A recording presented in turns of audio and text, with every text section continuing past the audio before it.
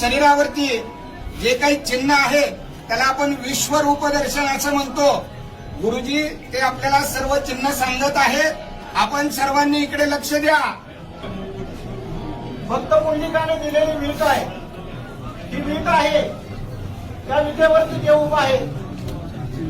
मुक्तकेशी नावाची दासी होती, त्या रूपाने नाजूक होत्या. त्यांना नाजूक असलेलाचा गर्व होता. ज्यावेळेस या ठिकाणी देवाच्या दर्शनाला आले त्यावेळेस त्यांच्या मनामध्ये असा भाव निर्माण झाला की मी देवाच्या पायावरती डोकं कसं टेकवं. त्यांनी देवाच्या पायावरती दर्शन न घेता करंगळी शेजारचं बोट या ठिकाणी लावलेलं आहे. डाव्या पायाला या ठिकाणी बोट उठलेला आहे आणि त्यांचा गर्भधारण झालेला आहे. ही कृष्ण अवतारातील गुरराखाची काठी आहे. पितांबराचा सोगा आहे.